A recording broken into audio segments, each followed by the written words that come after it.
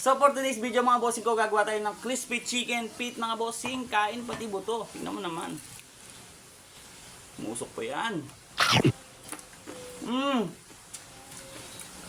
Tapos meron kang aslam.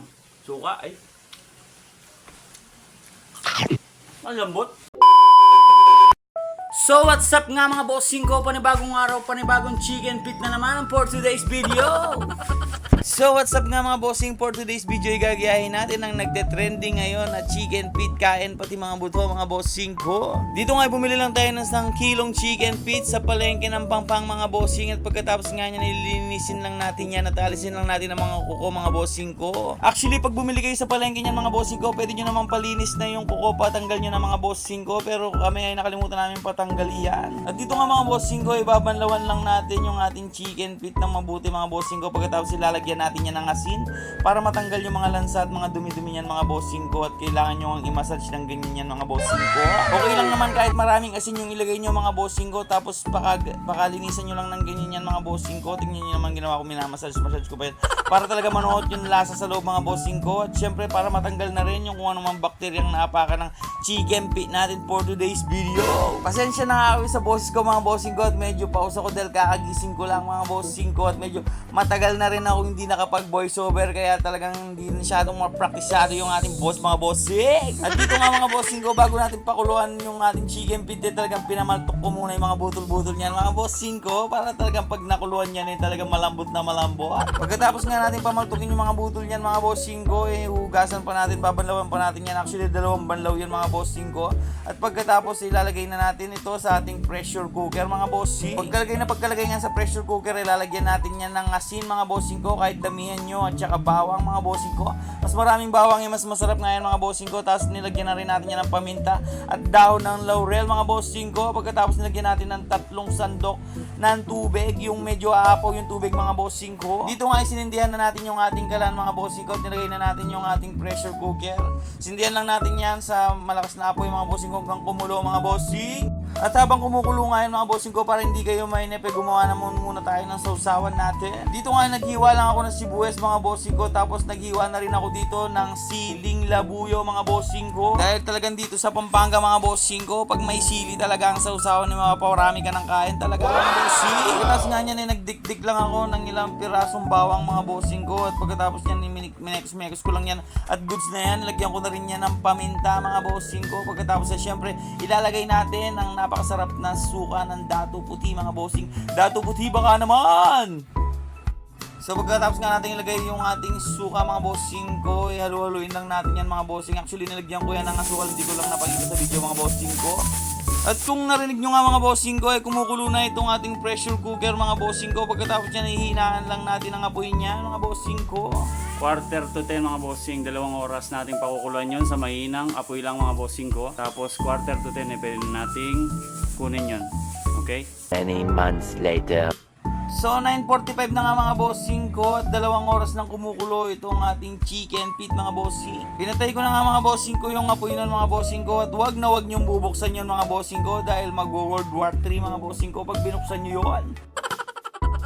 At syempre para hindi na naman masayang ang oras yung mga bossing ko, gumawa tayo dito ng ating breading mix mga bossing ko. So naghalo lang ako dito ng 1 balot ng harina mga bossing ko, tapos nilagyan ko ng konting cornstarch at saka paminta mga bossing ko. Pagkatapos nga imemekos-mekos nyo lang yung mga mabuti mga bossing ko. Pagkatapos hahatiin nyo yan sa 2 mga bossing ko, dahil yung isa dyan mga bossing ko ilalagyan natin ng tubig. Tignan nyo naman, nilagyan ko yan ng tubig mga bossing ko. Pagkatapos nga yan imemekos-mekos nyo lang yan hanggang makuha nyo yung tamang lapot mga bossing ko. Yung tamang lapot lang goods na yun mga bossing ko. Dagdagan nyo pa ng tubig pag ganyan mga bossing, tas imekos-mekos nyo lang. Huwag nyo tigilan mga bossing ko hanggang sa makuha nyo yung ganyang consistency ng lapot mga bossing ko. Pagkatapos yan, lagyan nyo na nga yan ng toyo mga bossing, at goods na yan.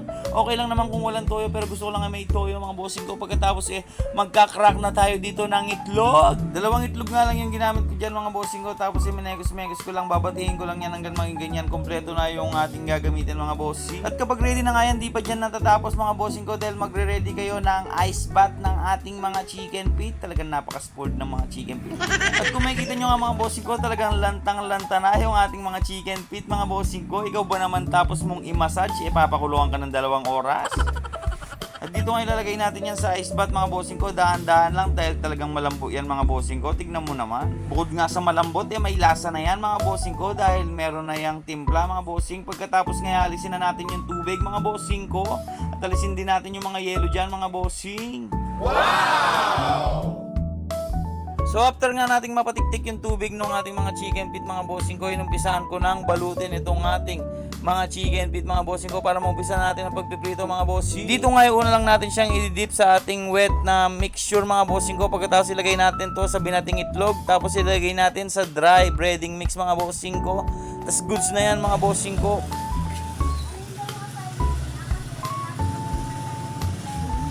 Surog nga talagang malambot siya mga bossing. So ganun nga talagang gagawin nyo. 2 oras yan sa pressure cooker mga bossing. Madudurog siya ng ganyan. Talagang malambot yung buto.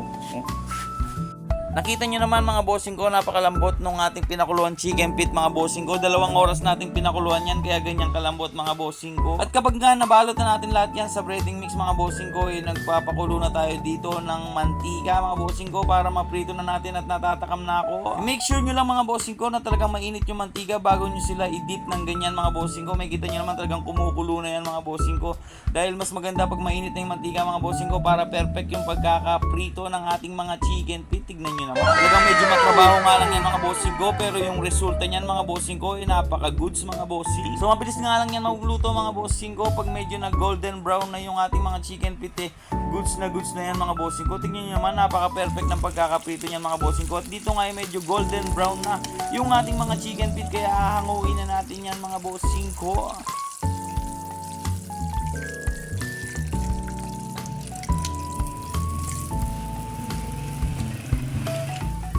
Parang tempura lang mga bossing. At after nga ng kulang-kulang 3 oras mga bossing ko, ay napaka-perfect nung pagkakaprito natin ng ating chicken feet mga bossing ko. Sabayan mo pa yan ng suka na may bawang mga bossing ko at kanin. Talagang goods ka na mga bossing.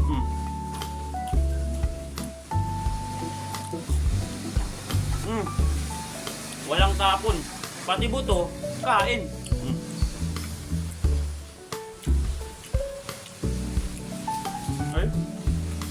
Pwedeng ulam, pwedeng pulutan, pwedeng snack habang nanonood ka ng Netflix and chill. Crispy chicken feet, kain pati buto by Boss Kineto. So magluto na rin kayo mga bossing ko. At dito nga mga bossing ko, ilalantakan ko na yung napakalambot na ating nilutong chicken feet mga bossing ko. Gusto ko lang pala magpasalamat sa lahat ng mga nanonood ng aking mga video mga bossing ko, at sa mga subscribers at mga followers natin dyan mga bossing ko. Maraming salamat sa inyo mga bossing sa patuloy na pagtangkilik sa ating mga video mga bossing ko. At sa lahat nga ng mga nag-share ng ating video mga bossing ko at nagla-like mga bossing, mamimigay tayo ng Gcash mga bossing ko. Ililista ko lahat ng mga nag-share niyan mga bossing ko at magpipili tayo ng mananalo ng 500 pesos Gcash mga bossing. So ano pang hinihintay nyo?